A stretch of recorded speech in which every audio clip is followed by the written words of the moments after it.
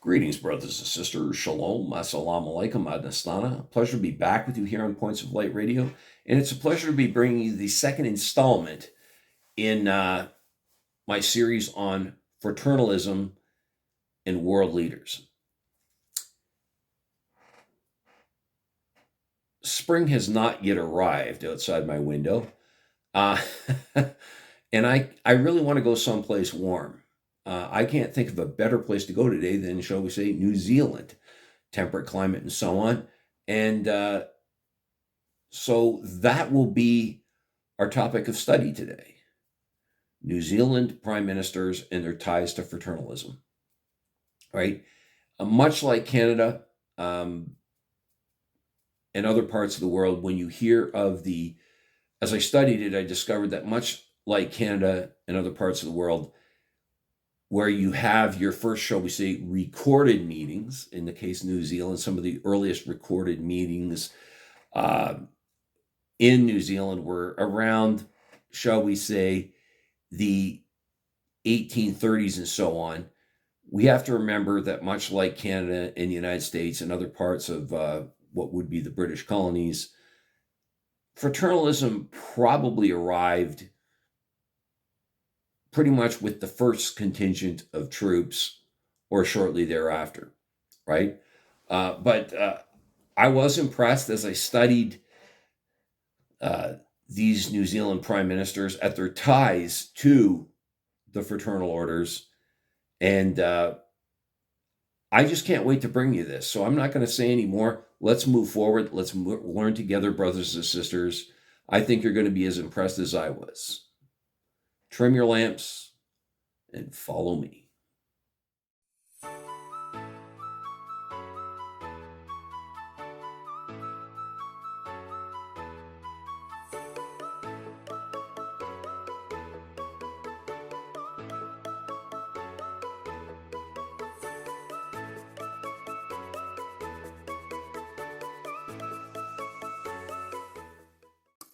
Okay, so before we go any further, brothers and sisters, I'm going to give you a little more background on fraternalism and New Zealand. Okay, Freemasonry, beginning with Freemasonry. Freemasonry arrived in New Zealand in the early 1800s with the first settlers. There's documented activity of Freemasonry beginning in the late 1830s. Okay. 1837 and 1838, the first known Masonic gathering occurred, often cited as being held by French Masons at Port Levy or Acaora Harbor on the whaling ship La Comté de Paris. Right in 1842, the first lodge, called the New Zealand Pacific Lodge, was founded in Wellington.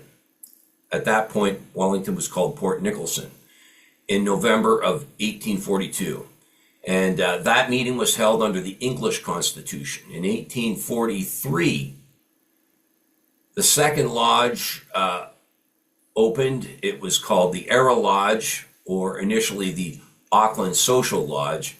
And that was founded in Auckland under the Irish Constitution of Freemasonry, with its formal meeting taking place in February of 1843. In 1890, the Grand Lodge of Antient Free and Accepted Masons of New Zealand was constituted. On April 30th, 1890, in Christchurch, that marked the independence of the New Zealand jurisdiction from the English, Irish, and Scottish constitutions of Freemasonry. Prior to 1890, all lodges operated under warrants from the United Grand Lodge of England and the Grand Lodge of Ireland, or the Grand Lodge of Scotland. Okay, now Odd Fellowship. Okay, specifically the Manchester Unity Order of Odd Fellowship came to New Zealand in 1842 through British immigrants who established the first lodge in Nelson, New Zealand in April of 1842. Okay, now, following the Nelson branch, lodges spread quickly to other main centers, including Wellington in 1843, Auckland in 1844, and Dunedin in 1848. the Independent Order of Odd Fellowship also established the first New Zealand lodge in Dunedin in 1862. Now, historians have varying different views on how Orangism arrived in New Zealand, but Orangemen today will tell you that Orangism arrived in New Zealand in the early 1840s when Orangemen carrying warrants issued by the Grand Lodge of Ireland arrived and began holding meetings under those warrants. However, the Grand Lodge of New Zealand was officially formed in 1908.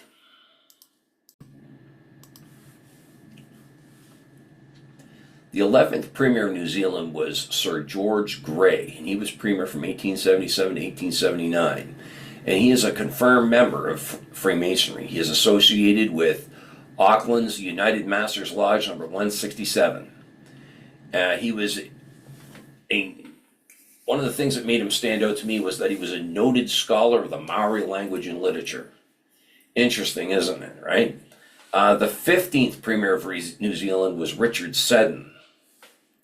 He was Premier from 1893 to 1906. Richard Seddon was quite a long-serving, as you saw, Premier of New Zealand.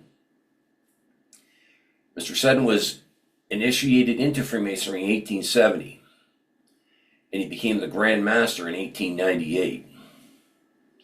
Just to go over it, he was initiated into Freemasonry in 1868 at the Pacific Lodge in Hakika, specifically the Pacific Lodge 1229. He later became the most worshipful Grand Master of the Masonic Lodge of New Zealand in 1898 and served in that role for 2 years. Some of his accomplishments: Mr. Seddon transformed the nation through pioneering social reforms and strong imperialist policies.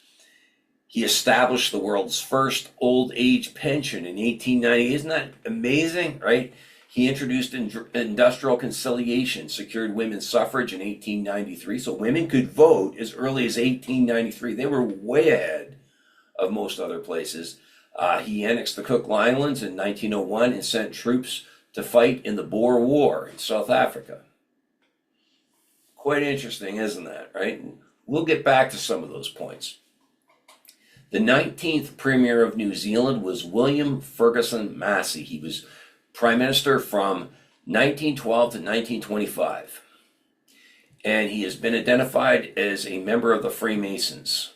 He was a member of the Manukau Lodge, often referred to as Manukau Freemasons Lodge in Auckland, New Zealand. He served as a senior warden in the Manukau Lodge. Towards the end of his life, he became the National Grand Master of the Masonic Lodge in 1924. Now, a lodge called the Ferguson Massey Lodge number 282 was constituted in 1925, and it was named after him. As Prime Minister during World War I, he pledged full support to Great Britain. He led the country through the 1918 influenza pandemic and introduced conscription. He signed the Treaty of Versailles in 1919. Also, Mr. Massey increased spending on public works, including roads and electricity. He focused on rural interests, and he championed the freehold policy, which allowed farmers to own their own land. His government established meat and dairy producer boards. I find a lot of this very interesting. Mr. Massey was also a member of the Odd Fellows and the Orange Order. I don't know about you, but I'm really enjoying this. I'm finding it very fascinating as I go through. Like, this is the second installment, and I'm finding it very, very fascinating as I go through and I see what these prime ministers who were part of these orders, what they did, what their accomplishments, and you can't help but wonder whether somehow it is tied to what they were learning in their fraternal orders. Prime example now, I said Sir George Grey. I mean, he was a noted scholar of Maori language and literature.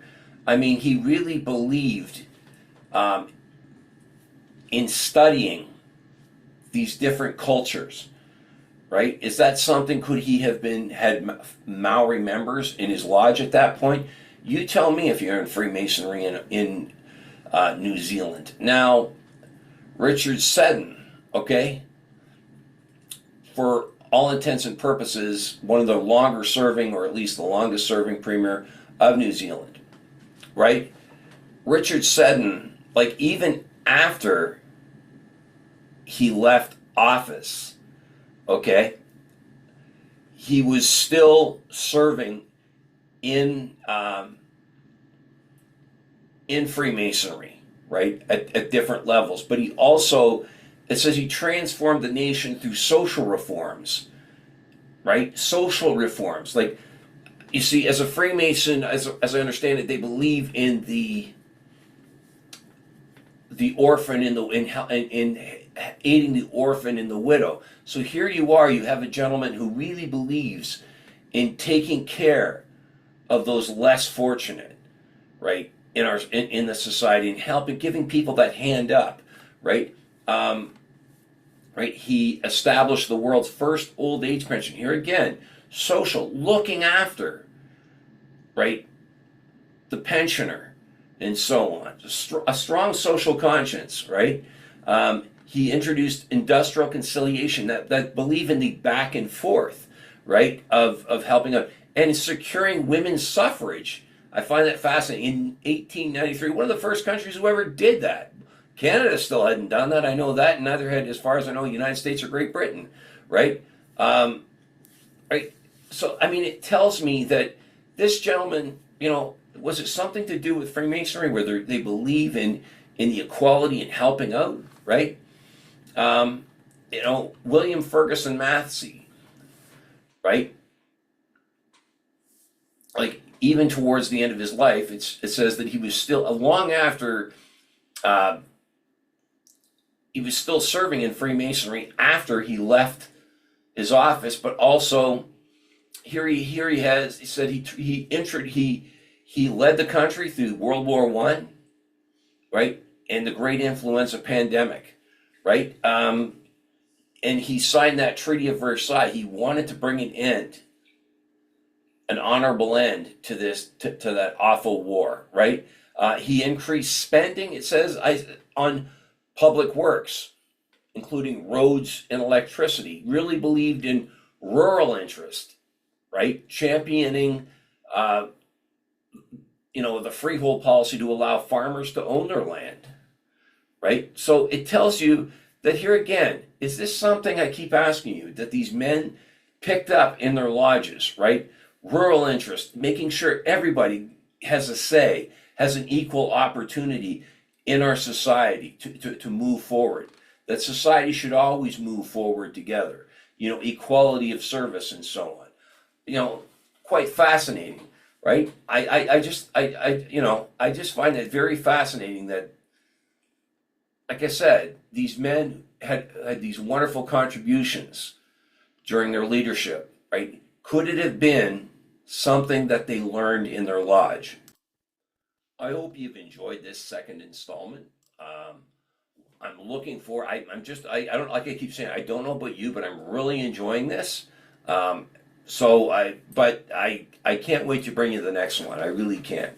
But before I go, I want to remind you that this podcast is available on both YouTube and Spreaker. Please share, like, and subscribe when viewing Points of Light Radio on YouTube. I also welcome your comments and input. In addition to smashing that like and subscribe button, I want to remind you of the PayPal link. Smash that. Make a voluntary donation of Points of Light Radio. We will use that to move the podcast forward. Again, I want to remind you that everything you see here on Points of Light Radio is not sponsor driven.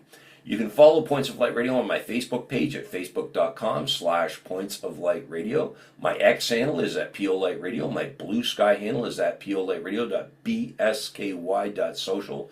You can see the link to my Spotify channel, as well as my Points of Light Radio store. Brothers and sisters, as I keep saying, it's been a pleasure bringing you this second installment on our prime ministers and leaders of the world. And until we meet again, Just step into the light.